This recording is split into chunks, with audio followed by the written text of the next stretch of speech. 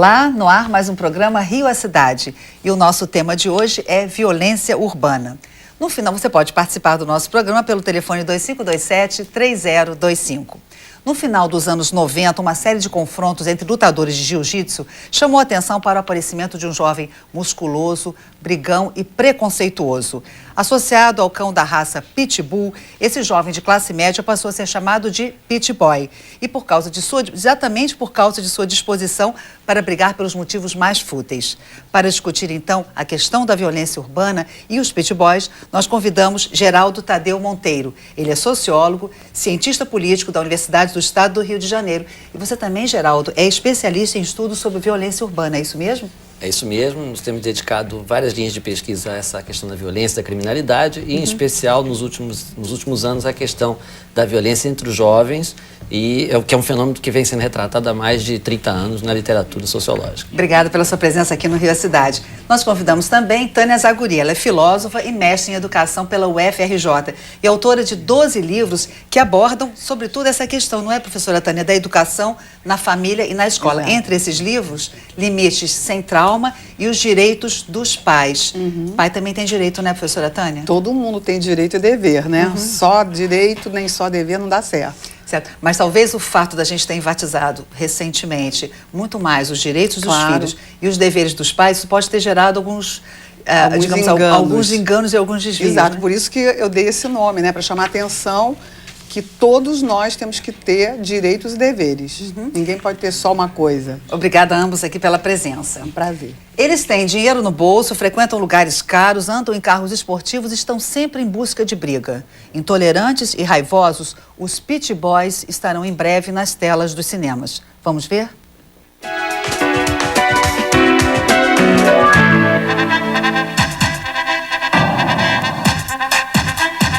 A ideia veio de simplesmente estar falando sobre um filme que a gente pudesse se identificar, pessoas como a gente, da classe média, pudessem ver a própria cultura no cinema. Eu vou provar que esse maluco é malandrinho. Fala!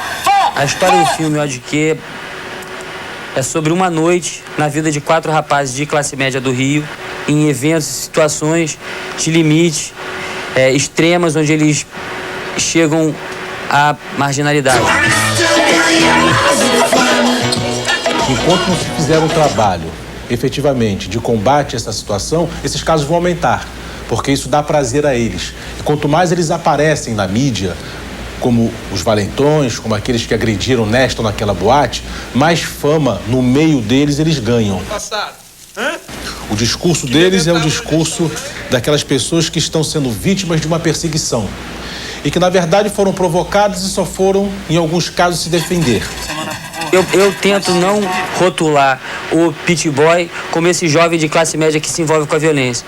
Porque a rotulação, está chamando de Pit Boy, você associa a um tipo físico, ao cabeça raspada, ao tatuado, ou seja, você cria um tipo para essa violência que não tem tipo. A violência da classe média não era uma violência esperada, e ela agora tem o efeito que tem. Ou seja, a violência era uma coisa restrita às classes menos favorecidas. Então, as pessoas tinham medo de um negro vestido simplesmente. Mas ninguém tinha medo de um garotão, louro, playboyzão de Zona Sul. Os pais são sempre os últimos a saber. Os pais, eles nunca têm plena consciência, porque não conhecem seus filhos, criaram seus filhos dando aquilo que eles dizem. Eu dei de tudo para o meu filho. Aí quando você pergunta o quê? Carro, dinheiro, bons colégios, boas viagens, roupas de grife, etc. Isso não é tudo de bom. Às vezes isso é tudo de ruim. E eles não conseguem ver a realidade. Esse é que é o discurso dos pais que, lamentavelmente, estão criando os seus filhos, quer dizer, criaram seus filhos em total ausência de limites, em total ausência de afeto, de amor e de carinho. Então, acho que falar sobre esse tema, fazer um filme sobre esse assunto, ia botar em discussão várias questões do comportamento desse jovem carioca de classe média do Rio de Janeiro.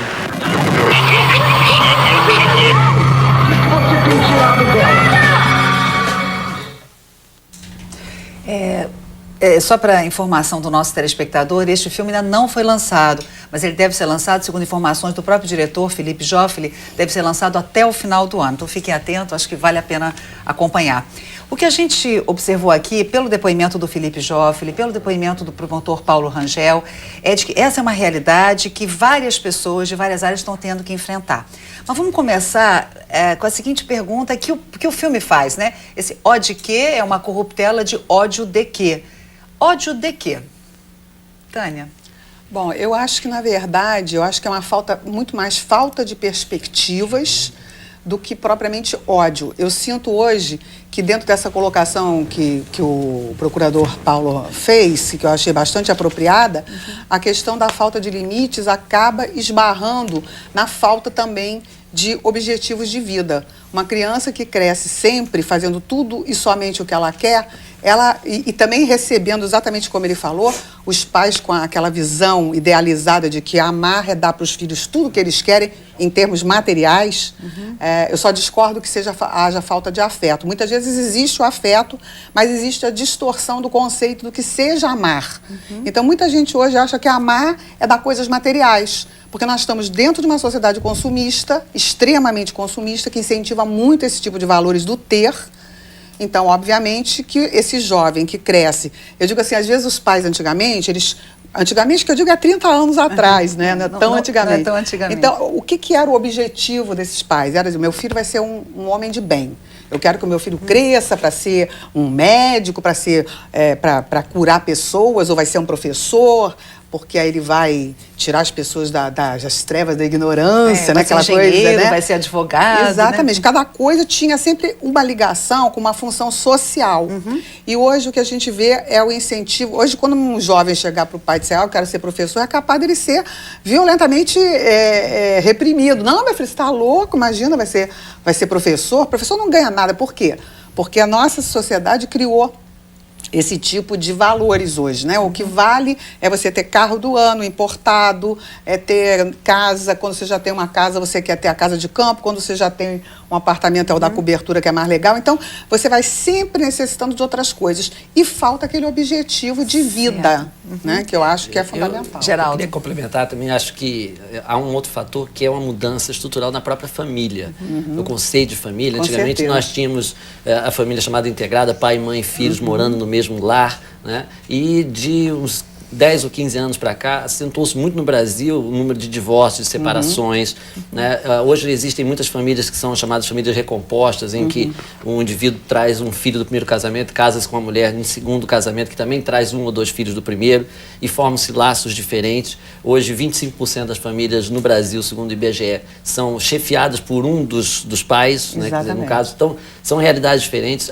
O processo de globalização fez também com que as pessoas devessem trabalhar muito mais tempo. Hoje é comum as pessoas trabalharem no mínimo 8 horas por dia, muitas vezes 12 horas por dia, o que cria também esse vácuo, esse espaço da autoridade, né, dos pais e até mesmo um certo cansaço físico e mental para lidar com um adolescente que é difícil, que está passando por um momento de transição muito complexo. E que está sendo influenciado por esses valores, né? Justamente. Porque hoje você tem, além disso tudo que o Geraldo colocou, e que eu já tinha também colocado outros aspectos, é importante a gente saber também que hoje esse jovem que fica mais tempo, essa criança que fica mais tempo sem a presença do pai e da mãe, ele também fica muito mais exposto aos meios de comunicação e a esses desejos que são inculcados neles desde muito cedo.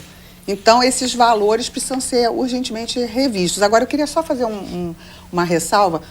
Não é que toda família moderna, digamos assim, que não é mais aquela família que é o pai, a mãe e os filhos, obrigatoriamente vai gerar o pit boy, né? Exato, porque a gente vai depender muito, eu sei que você não quis dizer isso, mas é bom a gente ressaltar. Claro, né? Não, na verdade é uma constatação que pode gerar um desvio, mas não necessariamente. Não obrigatoriamente. Quer dizer, na verdade vai depender de como os pais vão lidar. Você pode ser o padrasto maravilhoso, né? e ter um meio-irmão super legal e haver depende de como você administra a nova família, que é a família que existe hoje. A respeito dessa formação, digamos, de quadrilha, o artigo 288 do Código Penal define quadrilha como associação de mais de 3 pessoas com o fim de cometer crimes, e a pena para esses delitos vai de 1 a 3 anos de prisão.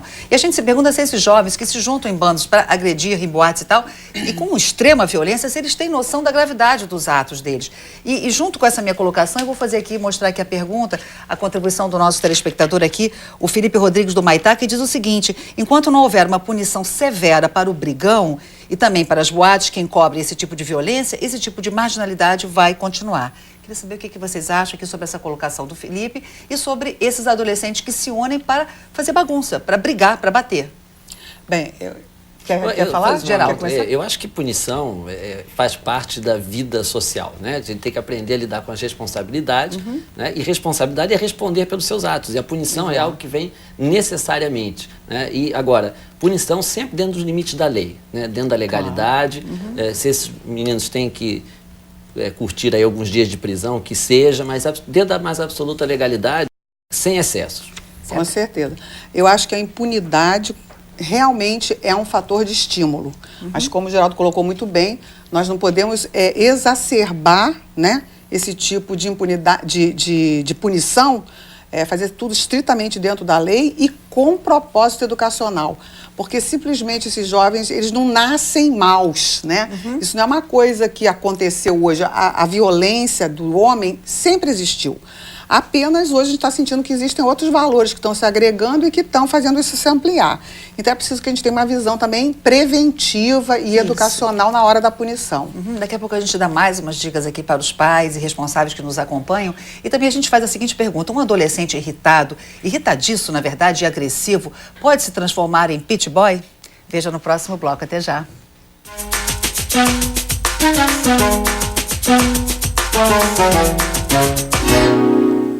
E nós voltamos com Rio à Cidade. Hoje estamos conversando sobre a juventude violenta das grandes cidades. E a gente se pergunta, foi a pergunta que a gente fez antes de ir para o intervalo, se um jovem irritadiço e agressivo tem chance de se tornar um pit boy.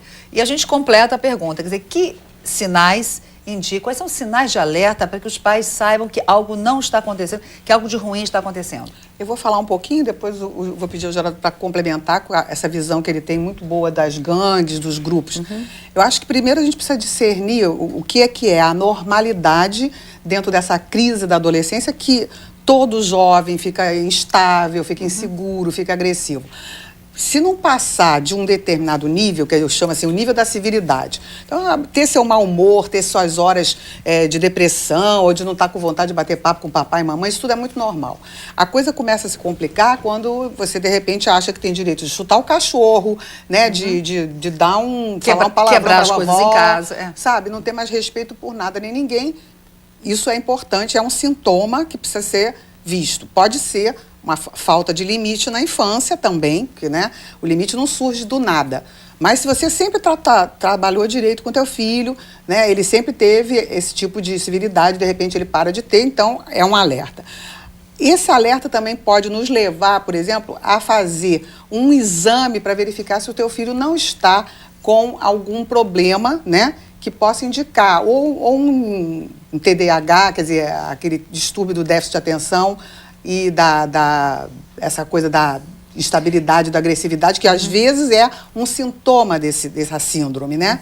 Se não tiver nada disso, então é preciso que a gente investigue também se ele não está usando drogas, porque as drogas, algumas delas são potencialmente liberadoras de muita agressividade, como, por exemplo, a cocaína, né? Muitos desses casos que nos têm horrorizado foram sob a ação principalmente da cocaína e do crack. Certo. Né? Geraldo, e a respeito dessa formação de bandos? Quer dizer, como é que você sabe que o seu filho, quando sai, que você não sai atrás dele, você não está vigiando seu filho na rua, como é que você sabe que ele está se unindo em bandos, fazendo baderna, batendo em pessoas? Existe um indicativo? Olha, esse indicativo é muito sutil, porque os jovens, eles tendem naturalmente, ainda mais na cidade, a formar grupos. esses grupos tendem a ser fechados. Aliás, não há nada de errado. Só fazendo um paralelo com o que a professora Tânia disse, quer dizer, assim como é normal uma certa agressividade, uma certa irritabilidade, não é? Existe um limite normal do reunir-se em grupo também, não é? Não, é ótimo. É ótimo, faz parte da sociedade, não é isso? É isso. Só depende do grupo, né? Claro, e todo mundo que é pai de adolescente, eu sou pai de adolescente, a gente sabe que eles se fecham em grupo. Nesses grupos eles sabem tudo, eles dominam tudo, os pais não sabem nada. O grupo é importantíssimo para eles. O grupo é, né? muito importante, é muito importante porque eles formam uma identidade e se sentem seguros. A chamada crise da adolescência, do ponto de vista sociológico, ela está ligada a um momento de transição, em geral, entre o mundo da formação e o mundo do trabalho. Quer dizer, quando eles começam a visualizar que eles têm que sair do universo familiar e têm que ingressar no mundo lá fora, que é um mundo muito mais agressivo, muito mais incerto. Isso, em geral, gera essas agressividades, enfim, essas manifestações. Bom, eles formam, então, grupos naturalmente como uma forma de defesa. Então, o adolescente isolado em casa não é necessariamente melhor do que aquele que está em grupo, né? Agora, como identificar? Normalmente, essas coisas são cometidas à noite, né? Eles, em geral, mantêm um comportamento um pouco escapista, fugidio, né? Então, os pais têm que se dar um pouco esse direito de estar um pouco vasculhando as coisas deles, não invadindo a privacidade, mas mantendo sempre presente e indagando onde eles estão, o que eles estão fazendo, com o que eles estão saindo. Eu trabalho muito isso no livro, né, dos direitos dos pais. A gente vai mostrar, exatamente vamos aproveitar, já que eu ia passar... Até que ponto, né, você vai respeitar a privacidade do teu filho e até que ponto você está se eximindo dos teus deveres e dos teus direitos como pai quando você suspeita de alguma coisa dessa. Então você não vai estar fazendo nada de errado, você vai estar tentando descobrir se o teu filho já se negou, você já conversou, já tentou milhões de vezes dialogar e ele não quer te contar nada. Se você tem dados concretos que te levem a suspeitar que alguma coisa estranha está acontecendo, então você tem todo o direito, né, de realmente procurar descobrir alguma prova disso, né? Nós temos aqui uma pergunta do Eliseu de Nilópolis, ele deixa o telefone, ele diz o seguinte: na maioria das vezes, esses jovens da Zona Sul ficam impunes, enquanto os jovens de baixa renda não têm esse mesmo benefício. E ele diz assim que muitos têm pais influentes, advogados e tal, e acabam não sendo punidos. A contribuição do Eliseu de Nilópolis, obrigado pela participação, Eliseu. O que vocês têm a dizer sobre isso? Eu acho que isso faz parte da crise ética que a gente está denunciando também nesse livro dos direitos dos pais e que é muito importante que a gente volte a despertar nas novas gerações e mesmo em nós adultos essa consciência social, essa importância da gente realmente viver a democracia com direitos e deveres iguais para todas as classes sociais. Nesse livro, inclusive, você agora tocou num dos aspectos assim, mais importantes, eu já li esse seu livro, e você fala da questão da crise ética na sociedade. Quer dizer, na verdade, não é uma questão só dentro da família ou na escola, é toda a sociedade que está doente nesse particular, nesse seu órgão, que é o órgão da ética.